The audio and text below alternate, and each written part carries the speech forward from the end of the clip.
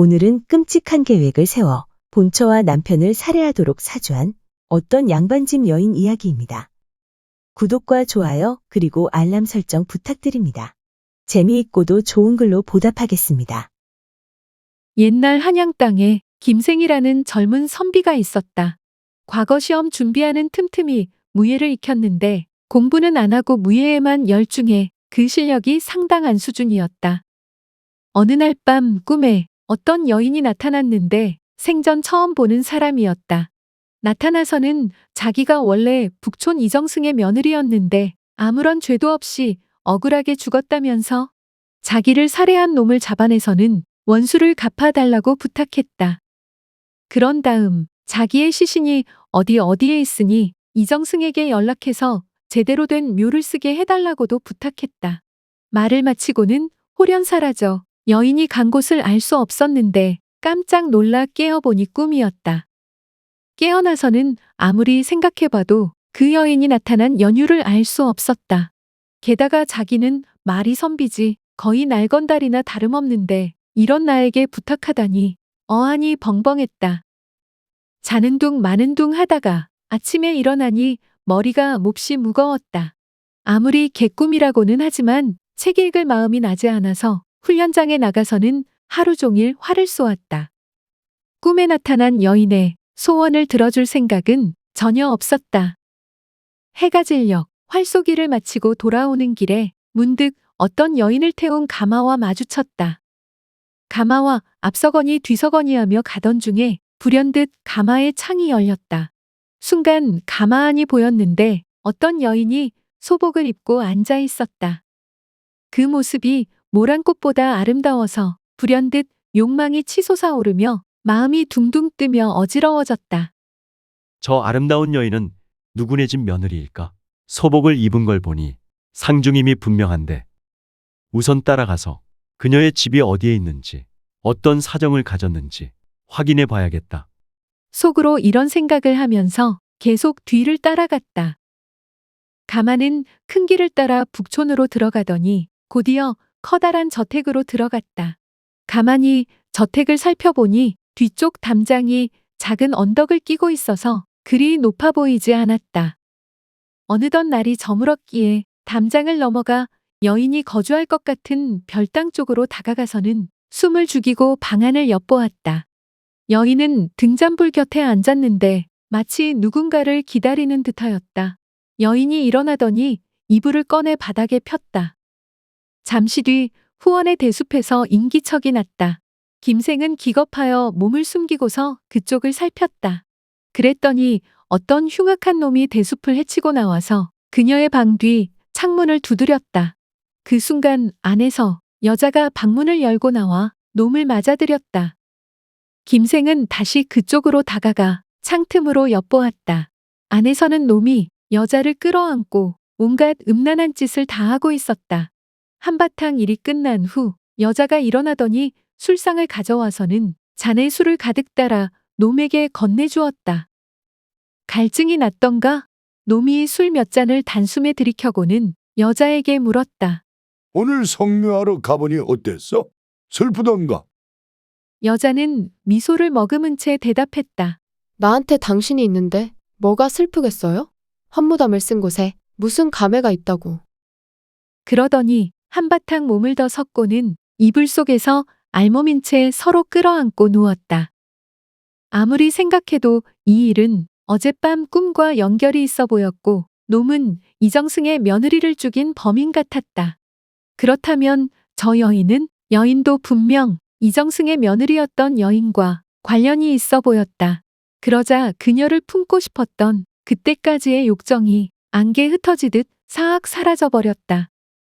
오히려 억울하게 죽은 이들을 위하여 강호의 의리를 지켜 저들을 단죄하리라 하는 분노가 끌어올랐다.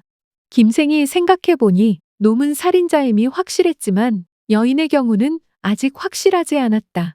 그렇다면 여인은 조금 더 두고 보기로 하고 먼저 남자를 벌주어야 했다. 김생은 곧바로 차고 있던 활을 당겨 창틈을 통해 쏘았고 화살은 명중하여 놈의 정수리를 뚫고 나갔다. 쏘스라치게 놀란 여자는 벌벌 떨다가 급히 이불로 놈의 시신을 싸서는 다락에 쳐넣었다. 김생은 여자의 행동을 다 살피고 나서 뒤편 담장을 넘어 밖으로 나왔다. 때는 이미 하루 종일 친 뒤였다. 다음 날 일어나서는 여기저기 돌아다니며 시중의 소문을 알아봤는데 여러 가지를 알 수 있었다. 어제 김생이 갔던 곳은 이정승 집이고 놈과 음탕한 짓을 하던 여인은 이정승 댁 며느리였는데 후처였다. 이정승은 몇 년 전 며느리가 친정에 다니러 갔다가 오던 길에 종적을 감추자 평소 친하게 지내던 최정승 댁 셋째 딸을 급히 새며느리로 데려왔는데 시중의 소문은 이정승이 그렇게 한 이유는 외아들이라 후사가 급했기 때문인데다. 최정승 댁 셋째 딸이 처녀 시절부터 이정승 댁 외아들을 흠모해서 아들의 총각 시절에 인연을 맺자고 최정승이 청했지만 여러 가지 이유로 불발에 그쳤기 때문이라고도 했다. 행방을 알 수 없는 며느리와 이정승 집에 관해서는 이 밖에도 많은 확인되지 않은 소문이 있었다. 며느리가 산적 두목의 아내가 되어 있다거나 웬 노비와 바람이 나서 도망을 갔다거나와 같은 풍문이 나돌았다. 또 이런 소문도 있었다. 친정에 다니러 갔다가 돌아오던 며느리를 나중에 후처가 된 여인이 누군가를 시켜 때려 죽인 후 이정승의 아들과 결혼했다는 이야기였다. 게다가 이정승의 아들도 산사에서 과거 시험 준비를 하다가 3년 전에 호랑이한테 물려 죽었다니 기이한 일이었다. 아무리 생각해도 한 번은 이정승을 만나뵈야만 할 것 같았다. 그날 밤 비몽사몽간에 어떤 선비가 김생에게 다가와 절을 올렸다. 나이는 20살이 조금 넘어 보였다. 선비님이 원수를 갚아주었군요. 감격하여 이렇게 찾아와 감사를 드립니다. 김생이 놀라서 물었다. 당신은 누구시며 또 원수는 누구요? 나는 애초 당신을 위해 원수를 갚아준 일이 없는데 뭐가 감사하다는 거요? 젊은이가 자초지종을 이야기했다. 저는 북촌 이정승의 외동아들입니다. 제가 산사에서 공부하고 있을 때 그 절의 노비가 양식과 반찬을 가지러 우리 집에 왕래하게 되었답니다. 산사의 노비는 절에 자주 불공을 다니던 최정승 댁 셋째 딸과 눈이 맞아서 이미 서로 정을 통하는 사이였지요.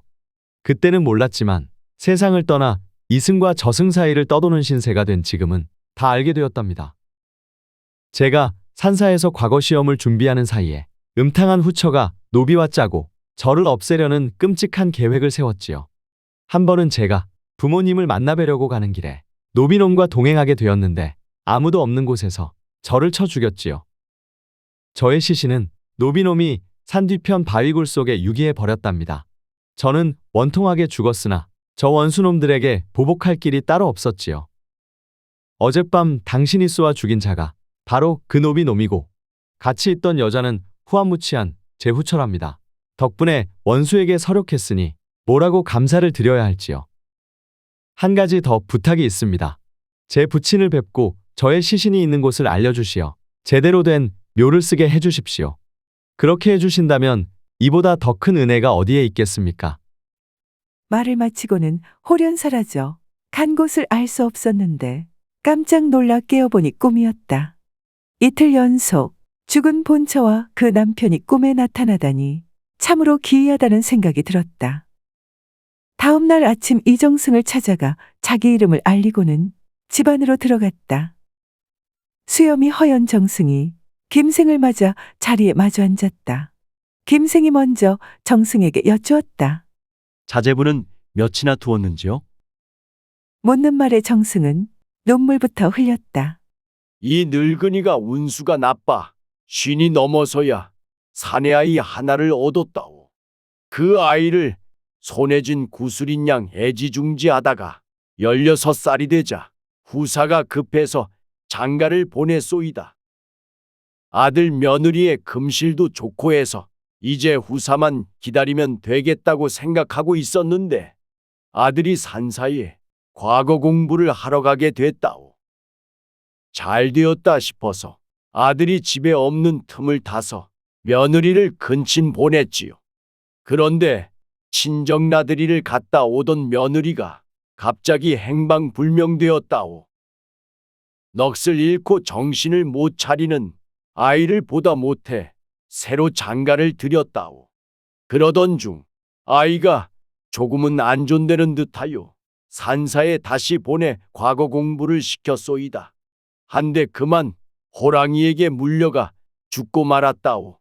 이제 막 아들의 대상을 치렀소이다.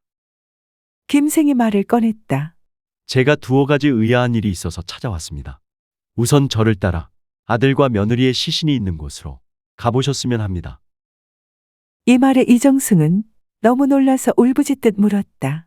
어떻게 시신이 있는 곳을 아시오? 가서 보시면 압니다. 정승이 김생과 함께 길을 나서서는 산사에 도착했다. 저울 뒤편으로 100여 걸음 떨어진 곳에 바위가 나타났고 거기에 굴이 있었다. 하인을 시켜 흙과 돌을 치우게 하고 그 안을 더듬어 보니 시신 2구가 잡혔다. 시신을 꺼내라고 해서 확인해 보니 과연 이정승의 아들과 며느리였다. 안색은 살아있을 때와 다름이 없었다. 시신을 끌어안고 통곡하던 정승은 거의 숨이 넘어갈 뻔했다가 겨우 정신을 차리더니 김생을 보고 소리쳤다. 여기에 죽은 내 아들과 며느리가 있는 줄 어떻게 알았느냐?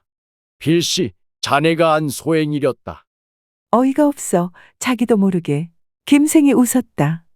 제가 이런 흉악한 일을 저질렀다면 어른을 뵙고 이렇게 말씀드렸겠습니까? 시신부터 수습해서 돌아가시지요. 자세한 사정은 집에 있는 새며느리에게 캐물어 보시되 그 며느리가 거처하던 방다락에 물증이 될 만한 증거도 있을 것입니다. 어서 빨리 움직이셔야 합니다. 이정승은 한편으로는 시신을 운고하여 승방 안에 안치하고 다른 한편으로는 장례에 쓰일 물품을 마련하라고 지시한 다음 곧장 집으로 돌아와서는 며느리 방으로 들이닥쳤다. 관복이 내 방 다락 안에 있어서 꺼내려고 하느니라. 어서 다락문을 열거라. 당황한 며느리가 답했다. 제가 꺼내오겠습니다. 어찌 아버님께서 번거롭게 직접 찾으려 하십니까? 이렇게 말하는 며느리의 얼굴빛이 잠옷 수상쩍었다. 정승은 며느리를 뿌리치고 다락의 자물쇠를 열고 들어갔다. 다락 안에는 악취가 진동했는데 뒤편을 더듬으니 이불로 싼 뭔가가 있었다.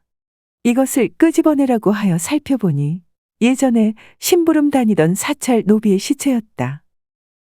이게 어찌 된 일이냐? 며느리는 얼굴이 흑빛이 되어 울면서 벌벌 떨며 아무 대답도 하지 못했다. 이정승이 윽박지르자 일이 이미 글렀다고 생각했는지 권녀가 순순히 털어놓았다. 방에서 나온 정승은 며느리의 친정아버지와 형제를 오라고 하여 이 사실을 알려주고는 후처를 쫓아냈다.